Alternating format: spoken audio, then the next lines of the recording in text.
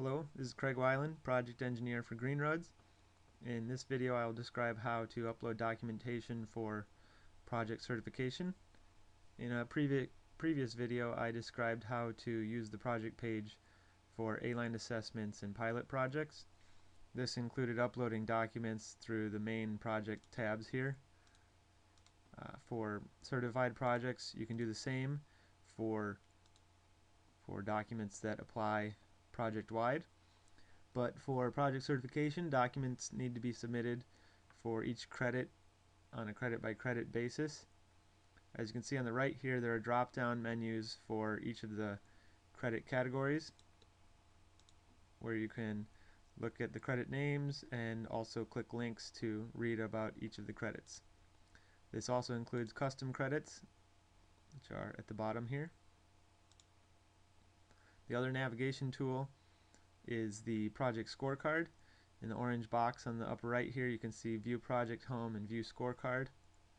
View Project and Backend will not appear for non-administrators. So to get to the scorecard, click this link. This is the project scorecard, and you can of course click on View Project Home in the orange box to get back to the project home page. The project scorecard shows a list of all the credits as well. These are all links that you can navigate to as well. I'm going to show credit PR1 for an example. Once you've navigated to PR1, you can read up on the credit text here. You could download a PDF of the full credit in the upper right here, orange link. And then similar to the project main page, there are tabs for uploading documents, adding web links, and feedback. So to upload a document, same as on the main page, you can click the upload button, select the document. It will populate below here with the name, the name of the document and the date that it was uploaded with the option to delete it. Web link works the same way as well.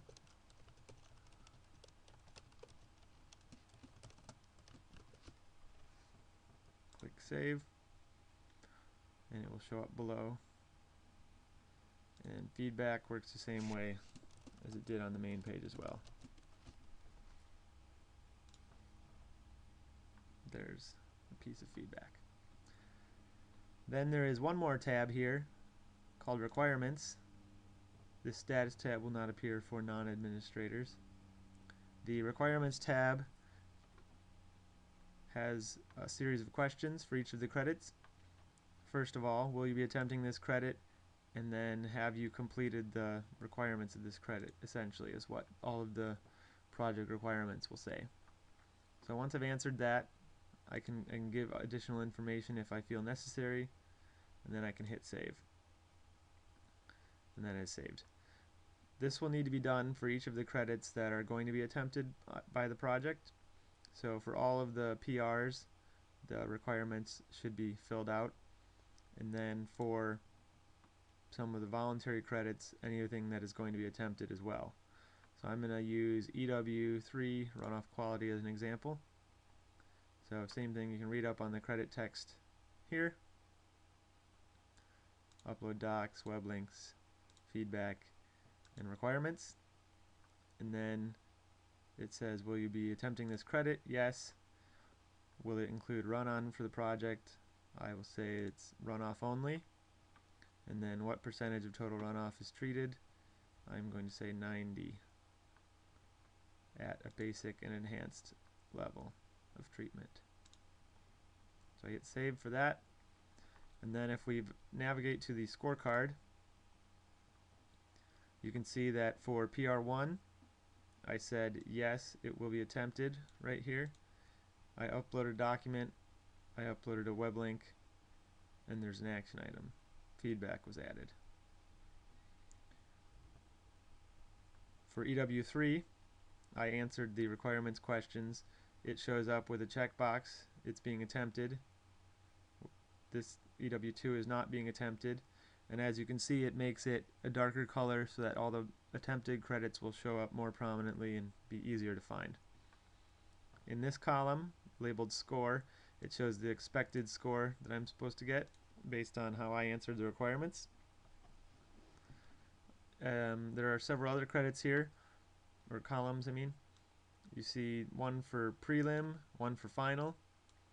So the way certification works for Greenroads projects is there are two submissions allowed. The first one is a preliminary review, and the second one's a final review. Preliminary review usually occurs after design has been complete, maybe near the beginning of construction, and final review will happen after the project is complete. There are sometimes some additional items that are required after final review that are put on a little punch list. We try to minimize these, of course, and streamline the process as much as possible. So if, for instance, preliminary review was submitted and EW3 was achieved successfully after preliminary review, it would show up with a green circle. As you can see in the key at the top here, there are 4 different colors of circles. There's yellow for in progress, red for denied, and green accepted. So after a review, if that credit was accepted, there will be a green circle. Otherwise, it'll be yellow or red if that credit is being attempted. And then hopefully on final review, everything will be green. There are also other action items that may appear after a review because some additional info might be required, revisions might be required, clarification, and that will all be laid out here after a review. So I'll show you here is an example of a scorecard after preliminary review. So for instance, this project, they of course are attempting all the PRs. They have uploaded documents for all of the PRs, and they've achieved 9 of the 11 credits after preliminary review. So these 2 yellow credits, PR7 and PR11, both have feedback items here. So in their project report, it will describe what clarifications and feedback are required for those credits. Down in the voluntary credits, as you can see, they generally achieved everything they were attempting. EW3, for instance, though, they were expecting to get 3 points, and they've so far achieved 2, and there is clarification required. So it may be possible for them to get that 3rd point in their final review, but 2 points have already been accepted. Down at the construction activity credits, 3 of the 4 are labeled as in progress. This is likely because construction isn't complete, and upon final review they will have submitted the necessary documentation to complete these credits. This is basically how the scorecard system works. As you can see at the top of the scorecard, there are a few buttons. If you click on the print button, it will bring up your browser print screen, just so that you can print the scorecard if you would like.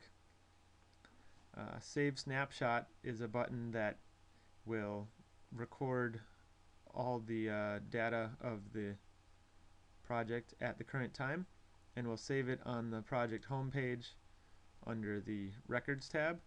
So if you want to keep a record of where you're at on a project before you do something, you can hit that Save Snapshot button and it will be saved there. And then the last button is Submit.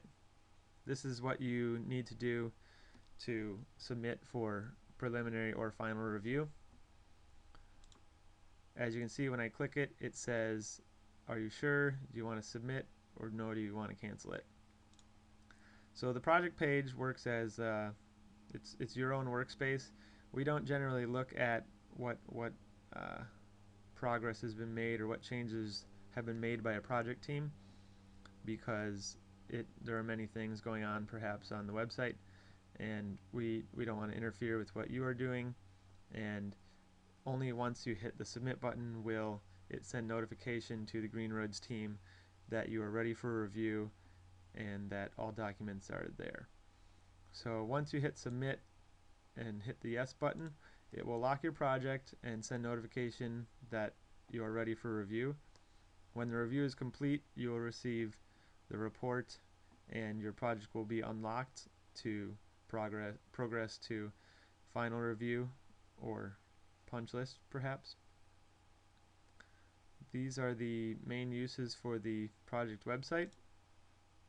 If you have any questions or issues that need to be clarified, please contact support@greenroads.org. Thank you for watching this video.